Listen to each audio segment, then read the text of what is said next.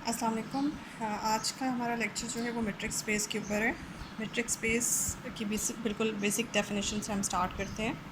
Matrix space किसे कहते हैं? मैट्रिक्स स्पेस की डेफिनेशन मैंने आपके सामने लिखी हुई है। मैट्रिक्स स्पेस जो है उसके लिए आपको एक non empty set x select करना है, एक्स जिसका नाम है। उसके बाद आपने एक फ़ंक्शन लेना है। उस फंक्शन को यहाँ पे नॉर्मली तो हम फंक्शंस को डी से एफ से रिप्रेजेंट करते हैं, लेकिन यहाँ पे हम अपने जो फंक्शन जो सेलेक्ट करेंगे उसको डी से रिप्रेजेंट करेंगे। और वो फंक्शन इस तरह का है कि उसकी डोमेन में ये सेट है एक्स क्रॉस एक्स, ठीक है। 2 डायमेंशन का एक सेट है। यही वाला जो नॉन एम्प्टी सेट आपने सेलेक्ट किया था, इसी नॉन एम्प्टी सेट को आप जो है उसका कार्टेशियन प्रोडक्ट लेंगे, उसी सेट का उस सेट के साथ कार्टेशियन प्रोडक्ट लेंगे। तो ये 2 डायमेंशन के सेट के ऊपर आपका ये फंक्शन अप्लाई हो रहा है। और आंसर में आपके पास ये रियल नंबर्स का सेट है, ठीक है। इनके रेंज में आपके पास रियल नंबर्स का सेट पड़ा हुआ है, और यानी कि और 1 डायमेंशन का, जबकि डोमेन में आपके पास 2 डायमेंशन का एक सेट पड़ा हुआ है, और डी आपके पास एक फंक्शन है। अब ये जो है दिस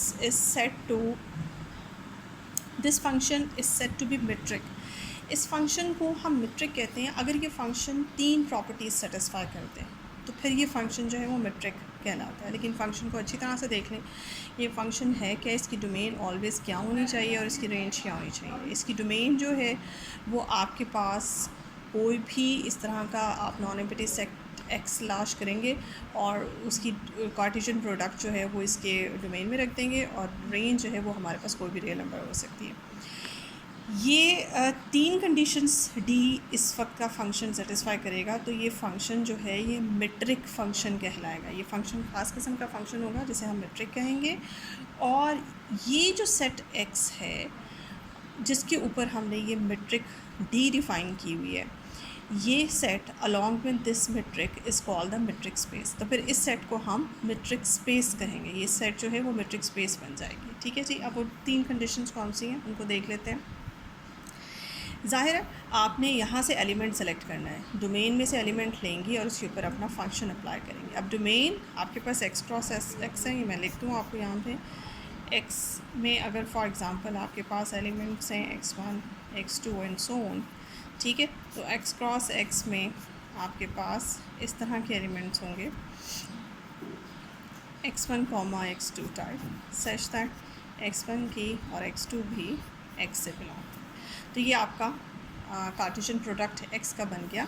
ये आपके x क्रॉस x में इस तरह के एलिमेंट्स होंगे, और जब आपका फंक्शन डी अप्लाई होगा तो अपनी डोमेन के इस तरह के 2 डायमेंशन के एलिमेंट्स पे अप्लाई होगा। तो आपने फॉर एग्जांपल x और y और z, यहाँ मैंने पहले बता दिया कि आपने x में से सिलेक्ट किए, तो एक 2 डायमेंशन का एलिमेंट उठाया x y, ठीक है, अपनी डोमेन में से, और डी उसके ऊपर अप्लाई किया। पहला जो कंडीशन है वो ये आपको बताती है कि ये फ़ंक्शन जब भी डोमेन के किसी एलिमेंट पे अप्लाई होगा, ये फ़ंक्शन हमेशा आपको पॉजिटिव आंसर देगा, या ज़ीरो दे सकता है, मिनिमम ज़ीरो दे सकता है, और मैक्सिमम जो है वो कोई भी पॉजिटिव आंसर दे सकता है। इस फंक्शन को डोमेन के किसी एलिमेंट पे अप्लाई करने के बाद आंसर कभी भी नेगेटिव नहीं हो सकता। ये बात आपने याद रखनी है, बहुत इंपॉर्टेंट रिज़ल्ट है। और यहीं से फिर हम बाद में कहेंगे कि ये जो फंक्शन है, ये फंक्शन जो है मेट्रिक फंक्शन, इसका बिहेवियर वैसे ही है जैसे डिस्टेंस फंक्शन का होता है। बिकॉज डिस्टेंस जब हम 2 पॉइंट्स के दरमियान फाइंड करते हैं, या तो वो ज़ीरो हो सकता है या फिर वो पॉजिटिव होता है, नेगेटिव कभी भी नहीं होता।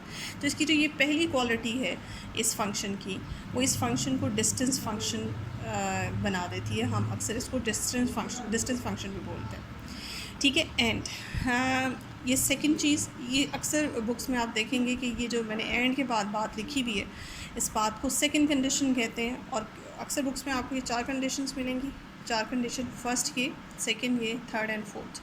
लेकिन अक्सर बुक्स में आपको सिर्फ 3 कंडीशंस मिलेंगी। फर्स्ट कंडीशन का ये सेकंड पार्ट है, इस तरह से मिलेगा।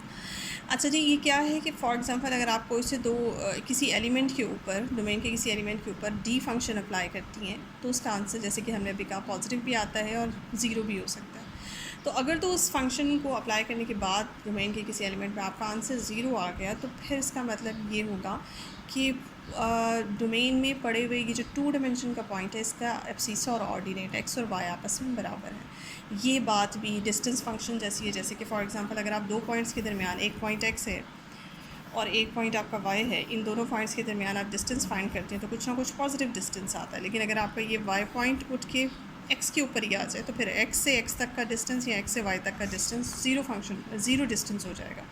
सो ये बिल्कुल डिस्टेंस फंक्शन वाला ये भी बिहेवियर जो है ना, सेकंड बिहेवियर, ये भी डिस्टेंस फंक्शन की तरह का है कि आपके दो पॉइंट्स के दरमियान डिस्टेंस ज़ीरो होता है अगर वो दोनों पॉइंट्स ओवरलैप कर जाएँ एक दूसरे के इक्वल। अच्छा जी, थर्ड कंडीशन या सेकंड कंडीशन भी कह सकते हैं कि आप x से y तक के ऊपर अपनी मेट्रिक अपना ये d फंक्शन अप्लाई करें या y से x तक का के ऊपर d फंक्शन अप्लाई करें तो आपका आंसर सेम आएगा, इससे कोई फ़र्क नहीं पड़ता। ये बात भी बिल्कुल ऐसी है जैसे आप x से लेकर y तक डिस्टेंस फाइंड करें या y से x तक का डिस्टेंस फाइंड करें, आपका डिस्टेंस सेम ही होगा।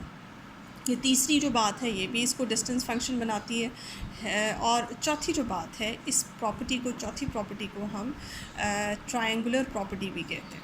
ठीक है जी, इसका दूसरा नाम जो है वो ट्रायंगुलर प्रॉपर्टी है। ट्रायंगुलर प्रॉपर्टी इसको इस तरह से कहते हैं कि ट्रायंगल के ऊपर ये बात होती है। ये 3 पॉइंट्स इसमें मैंने लिए हैं, आपको 3 पॉइंट्स चौथी प्रॉपर्टी में नज़र आएंगे, x, y एंड z।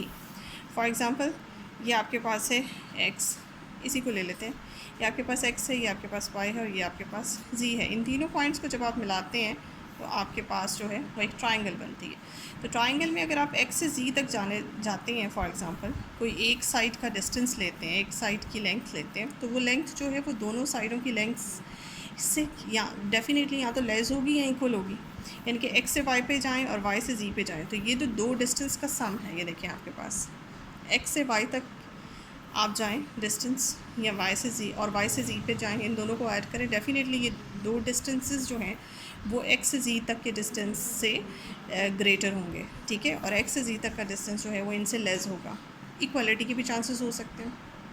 ठीक है, इक्वालिटी के भी चांसेस हो सकते हैं और इन जनरल यहाँ x से z तक का डिस्टेंस जो है वो लेस ही होगा, तो लेस देन इक्वल के चांसेस होते हैं। तो ये जो प्रॉपर्टी है, इस प्रॉपर्टी को ट्रायंगुलर प्रॉपर्टी इसलिए कहते हैं क्योंकि ट्रायंगल के ऊपर जो बात, जिस तरह से ट्रायंगल के 3 पॉइंट्स होते हैं और उसके 3 साइड्स होती हैं और 3 डिस्टेंसेस होते हैं, 3 लेंथ्स होती हैं, तो उसके अकॉर्डिंग ये प्रॉपर्टी, इसे ट्रायंगुलर प्रॉपर्टी कहते हैं। ये प्रॉपर्टी भी डिस्टेंस को ही शो करती है। आपने देखा इसकी चारों जो पार्ट हैं प्रॉपर्टी के, इसकी 4 जो कंडीशंस हैं, एक्सियम्स हैं, ये चारों जो हैं है तो डी फंक्शन, लेकिन उसको डिफ़ाइन ऐसे किया हुआ है कि वो डिस्टेंस फंक्शन जैसे डिफ़ाइन होता है वैसे ये सारी कंडीशंस डिफ़ाइन है। तो इसलिए अक्सर ये 4 कंडीशन सेटिस्फाई होने के बाद ये मेट्रिक बन गया, तो इस मेट्रिक को अक्सर इसलिए जो है वो डिस्टेंस फंक्शन भी कहते हैं। सो ये है हमारा मेट्रिक डी अब मेट्रिक बन गया ये 3-4 कंडीशन सेटिस्फाई करने के बाद।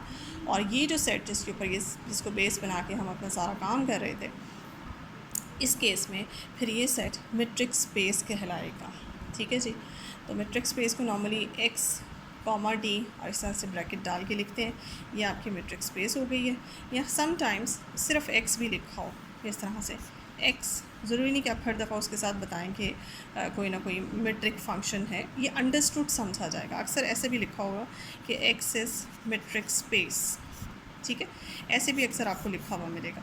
तो इसका मतलब ये होगा कि इसके साथ अगर ना भी ऐसे डी फंक्शन डिफ़ाइन हो या बताया हो कि कोई डी फंक्शन, तो आप अंडरस्टूड समझेंगे कि बाय डेफिनेशन हम एक्चुअली में मेट्रिक स्पेस की डेफिनेशन क्या है कि मेट्रिक स्पेस आपकी बनती ही नहीं है जब तक उसके साथ कोई डी फंक्शन डिफ़ाइन ना।